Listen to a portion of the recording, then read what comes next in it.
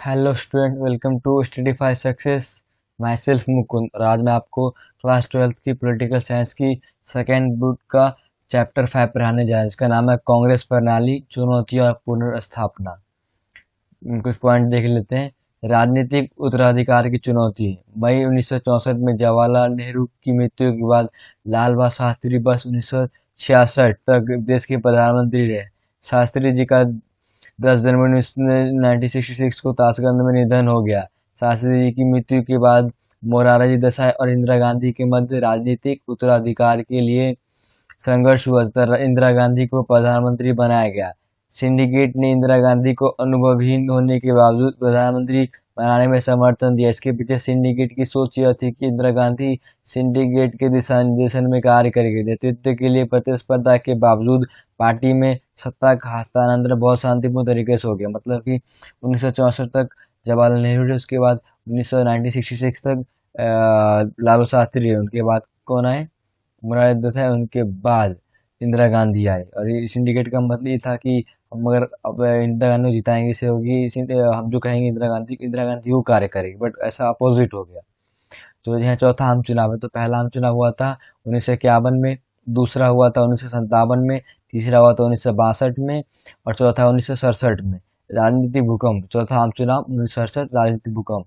Monsoon की असफलता, व्यापक सूखा, विदेशी मुद्रा भंडार में कमी, निर्यात में गिरावट तथा सैन्य खर्चों में बढ़ोतरी, देश में आर्थिक संकट की स्थिति उत्पन्न हुई। मतलब कि मानसून की असफलता हो गई थी, व्यापक सूखा पड़ गया था, विदेशी मुद्रा भंडार में जो उसमें कमी हो गई थी, निर्यात में गिरावट, मतलब एक्सपोर्ट हम कर पा रहे, कम कर पा रहे थे, सैन्य खर्च में बढ़ोतरी, मतलब जो डिफेंस था उसमें ज़्यादा खर्चा होने लग गया था। विपक्षी दलों ने जनता को लामबंद करना शुरू कर दिया, और ऐसी स्थिति में अनुभवहीन प्रधानमंत्री के चुनावों का सामना करना भी एक बड़ी चुनौती थी। उनको एक्सपीरियंस नहीं था।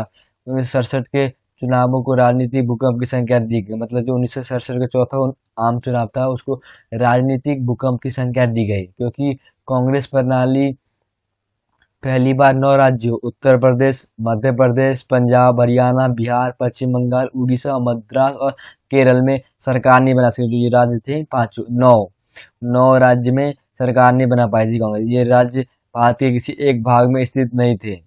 कांग्रेस का विभाजन।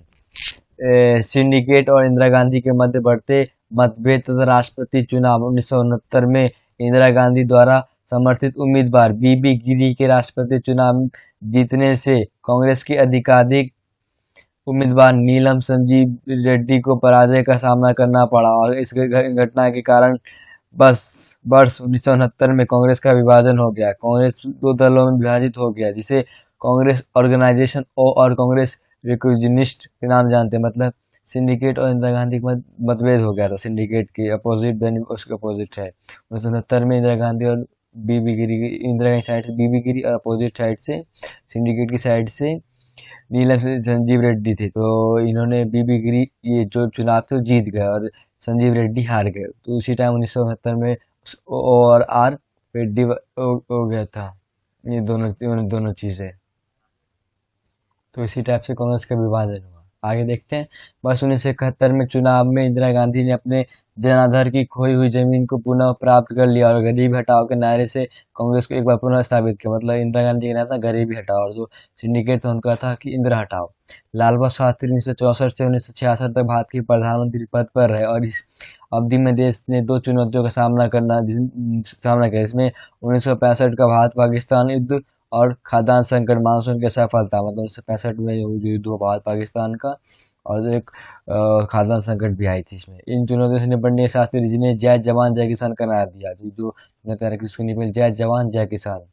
1965 के युद्ध की समाप्ति के बाद वर्ष 1966 में सोवियत संघ के गणराज्य उज्बेकिस्तान की राजधानी ताशकंद भारत पाकिस्तान के मध्य ताशकंद समझौता हुआ। इस समझौते भारतीय प्रधान लाल शास्त्री और पाकिस्तान के राष्ट्रपति मोहम्मद अयूब खान ने हस्ताक्षर किए। जैसे हम पहले भी चर्चा कर चुके ताशकंद समझौते के बारे में, लाल शास्त्री और मोहम्मद अयूब खान जो हुआ था ताशकंद समझौता। 1960 का दशक, खतरनाक दशक। जो 1960 का दशक है उसे खतरनाक दशक कहा जाता है। यह दशक खतरनाक दशक इसलिए कहा जाता है क्योंकि इस दौरान भारत को दो युद्धों का सामना करना पड़ा। 1965 का भारत पाकिस्तान युद्ध और 1962 का भारत चीन। मतलब 1965 का भारत पाकिस्तान और 1962 का भारत चीन। मानसून की असफलता से देश में खाद्यान्न संकट उत्पन्न हो गया था। देश की आर्थिक स्थिति बहुत खराब थी। बेरोजगारी में वृद्धि हो रही थी और इसके साथ ही महंगाई भी तेजी से बढ़ रही थी। जन विरोध धीरे धीरे उग्र धरना करने लगा। मतलब कि दो युद्ध हुआ 62-65 में। गरीबी हो रही थी, बेरोजगारी हो रखी थी, इसको लेके लोगों में आक्रोश पैदा होने लग गया। गैर कांग्रेसवाद, जो दल अपने कार्यक्रम और विचारधाराओं के धरातल पर एक दूसरे से अलग थे, वे सभी एकजुट हुए तथा उन्होंने सीटों के संदर्भ में चुनावी तालमेल करते हुए एक कांग्रेस विरोधी मोर्चा तैयार किया। समाजवादी नेता डॉक्टर राम मनोहर लोहिया ने इस रणनीति को गैर कांग्रेसवाद का नाम दिया। तो गैर कांग्रेसवाद का इसका नाम इन्होंने दिया था, डॉक्टर राम मनोहर लोहिया ने। वर्ष 1967 के चुनाव से राज्यों में गठबंधन की परिघटना सामने आई। गैर कांग्रेसी राजनीतिक दलों ने एकजुट होकर संयुक्त विधायक दल एसबीडी बनाया, संयुक्त विधायक दल बनाया। पंजाब राज्य में बनी एसबीडी यानी कि संयुक्त विधायक दल सरकार को पॉपुलर यूनाइटेड फ्रंट कहा गया। दल बदल, मतलब जानते हैं दल बदल क्या होता है? दल बदल का अर्थ है जब कोई जनप्रतिनिधि किसी विशेष दल के चुनाव चिन्ह पर चुनाव जीत जाए, लेकिन चुनाव जीतने के बाद उस दल को छोड़कर किसी दूसरे दल में शामिल हो जाए। मतलब कि जो चुनाव वो जीत गया, बट उस चुनाव उस पार्टी को न जीत, मतलब उस पर वो सत्ता में न रह करके किसी अलग सत्ता में, उसे ही दल बदल कहते हैं। वर्ष 1967 के चुनावों के बाद कांग्रेस के एक विधायक गयालाल, जो हरियाणा के थे, एक पखवाड़े में 3 बार, 15 दिन में 3 बार पार्टी बदली, जो दल बदल का एक बहुत बड़ा उदाहरण। उनके नाम पर ही आयाराम गैराम, मतलब कि आयाराम और गैराम का जुमला बन गया। यह जुमला राजनीति में दल बदल की अवधारणा को दर्शाता है। सिंडिकेट, कांग्रेस के अंदर कुछ प्रभावशाली एवं ताकतवर नेताओं के समूह को अनौपचारिक तौर पर सिंडिकेट कहा जाता था। मतलब कि कांग्रेस के अंदर कुछ प्रभावशाली एवं ताकतवर नेता थे, जो पुराने भी थे, अब अनौपचारिक तौर पर सिंडिकेट कहा जाता था। यह प्रभावशाली समूह कांग्रेस की नीतियों को संचालित और निर्देशित करता था और इस समूह का कांग्रेस पर पूरी तरह से नियंत्रण था।